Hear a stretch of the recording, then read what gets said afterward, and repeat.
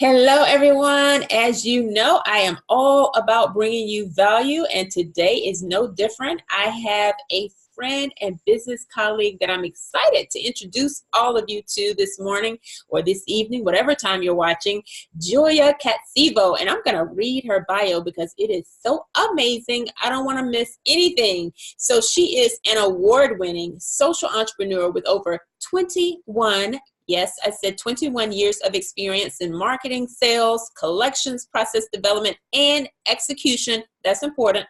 She helps new coaches and other entrepreneurs refine their niche and tighten up their marketing.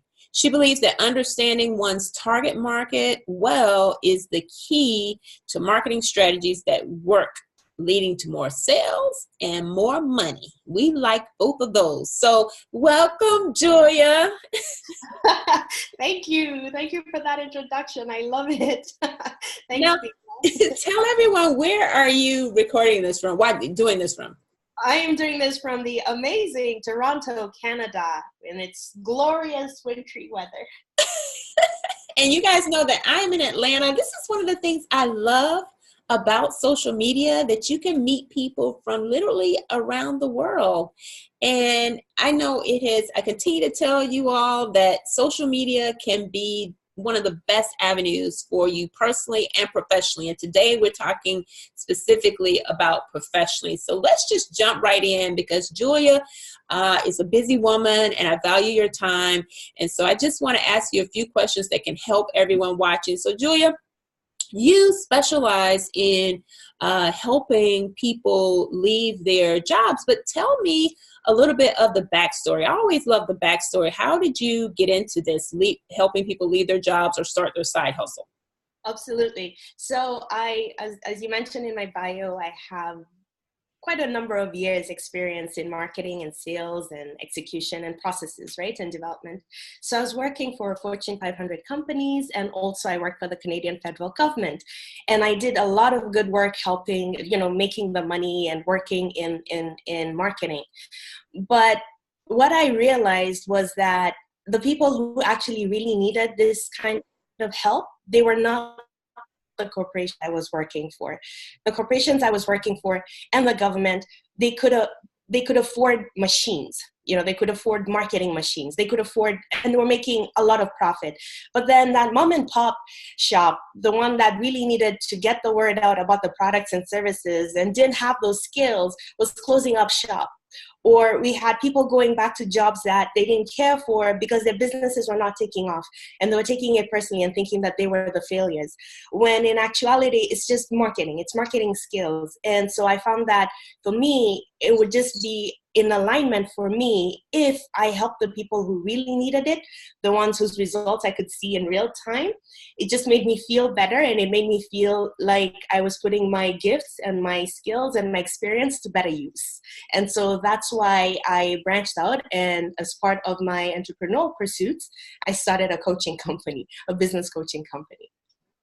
I mean, you just said a mouthful, and what really stands out, well, several things stand out, is your heart, that you wanted to help people who really needed it, because there are challenges that the mom and pop were facing that the larger corporations weren't facing. And I think that's such a great point. So for someone, watching who is in that position, how can you realistically make that transition? There are a lot of challenges in terms of life, and maybe they already feel maxed out in terms of their day. So how can they realistically even wrap their mind around this path being an option for them at all? I understand completely. I mean, when I initially started and I said, okay, this time it's serious, let's not just have a side hustle, but let's actually transition. I had a backup plan to my backup plan. And my backup plan was that I was going to go to school for about 7 years to finish off with a PhD, just in case this didn't work out. Then I could always go back and be a teacher. And so my plan was to resign my very comfortable, at that time it was with the federal government, to resign that job within 7 years. Well, it was a couple of months. And so this is what I mean. The work had already been done from the moment that I started cultivating that vision. That had happened years before. So realistically, this is the truth. If anybody remembers a time in their lives when they had to make a change, they had to move to another city, they had to start a new job, maybe their relationship didn't work out the way they planned and they found themselves holding a couple of babies and no spouse to help. We've all had those experiences where we got dished out a couple of lemons and we had to turn it into lemonade. So starting a side hustle or really thinking about transitioning out of your current employment into your own business is not that different if you really think about it. It's just a different journey and a different place to go. So if you've ever had to start a new job, if you've ever had to move to a different town or city, a lot of people are afraid because they think about, well, this is what I'm going to be giving, but they're looking at what they're going to be gaining. And it's almost as though they forget that before this current employment situation, that they existed as a human being before that, with all the faculties of the mind and everything that allowed them to be employed, so that they can still tap into that and they can tap into all the resources and the experience and the networks that they have right now to start building something or even dream about it. Lots of people don't even allow themselves to dream about it. They say that it's too unrealistic, too frivolous, that they don't have the privilege of dreaming of doing something else. But yet that's how it starts, is giving yourself permission to really see if this is a dream that was planted in you and in fact it could come true. That's the first step. I love your passion. I mean, you can just hear it. I'm just feeling it. You're like, dream again. I love that. You know, that's my language. Yes, the dream is planted in you. And I totally agree with you that these are seeds that are in us. And if you have that nudge and if you're lighting up like I am as Julia's talking, then pay attention to that. I think that is such a good point. So in terms of just getting really practical, I know you have three practical transition steps that someone could start taking today. So share with them. I mean, you just shared a nice nugget of just really the why to do this. Now moving into the practical, okay, 1, 2, 3. Let them hear what you recommend. Give them a little bit of your expertise. Yes, absolutely. So the first thing is you're going to write out your vision. And we always start with the vision because this is going to be the roadmap that says, this is where we're planning to head. It's like putting that address in the GPS system before you start the car. So this is exactly what that is. So you're going to sit down and you're going to write out both a personal vision and a business vision. For your personal vision, you're going to write it as though your life has already happened and it's ended. Yes, you're writing a eulogy and you're going to write it as though you've lived it out fully. And what this is going to tell you is the kind of life that you want. And we always start with the personal vision because you want your business to run alongside it holistically. You don't want to get to that successful point in your business and then look at your life and think, oh crap, I'm back in a rut again. Like, what is this? This was not supposed to happen to me. So we start out with that. And for the business vision, there are about 6 things that I want you to look into, but this is what I really want you to focus on.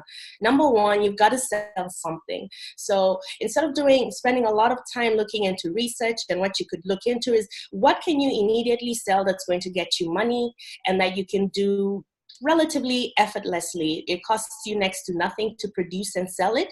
Think about your own intellectual property. So all that information, all that experience that you already currently have, and don't discount it just because you're not getting that paycheck that you deserve at your full-time job.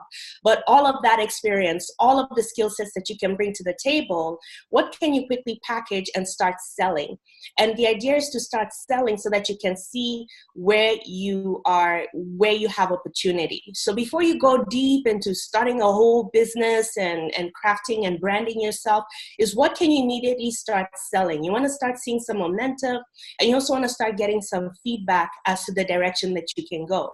So write down your vision, because this is going to give you that big picture overview, and then start selling something. So look at what it is that you can easily do, that you do easily. And you're going to know this because people will tell you, I don't know how you do that. And for you, it's like, well, doesn't everybody do that? No, not everybody does that. It's you. You do that and you do it very easily. Well, what is it? And if you don't know what it is, start asking the people around you. What is it that you would say about me that I do so quickly, so effortlessly, that just is a marvel to you? And I'm just doing market research here. If you could help me out. And people will tell you. So take that information and act on it. And the third thing that you want to do is start reading up on finance. Start getting real clear about money, because how we use money as employed people is very different from how you will use money as a self-employed person. You know, your expectancy of a paycheck every 2 weeks, regardless, or every month or every week, regardless of what it is that you're doing, your actual job, is a mentality and a mindset that needs to go. So on the third thing, start getting familiar with those very boring magazines and books and newspaper articles that have to do with finance. I love that. I love that. And I could tell you have so much more. So tell everyone how they can get more from you and how they can find you. I believe you have something for them as well. I always have something for people. I love what I do, and it allows me to just give. So if you are interested in more information, and actually more specifically, I have a 7-step process that's going to show you how to successfully transition and safely transition from your career, your full-time job, into your side hustle or your new baby, your dream.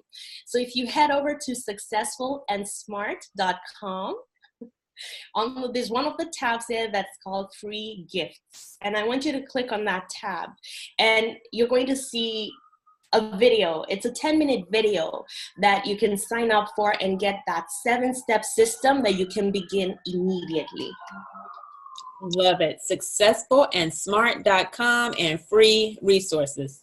Free gifts. Free gifts. Free gifts. Excellent. Excellent. Say it one more time. What is the website? It is successfulandsmart.com, because we love being successful and smart. Yes, we do. Yes, we do. We like both of those. Yes, we do. Successfulandsmart.com, free gifts. Successfulandsmart.com, free gifts, everyone. All right. So I don't want to take too much of your time. Julia, thank you so much. You guys, make sure you go over and grab that resource. It is, priceless. What we've been, all of us have had a chance to witness today with Julia. So thank you all for your time, and I will see you all the next time. Take care. Thank you.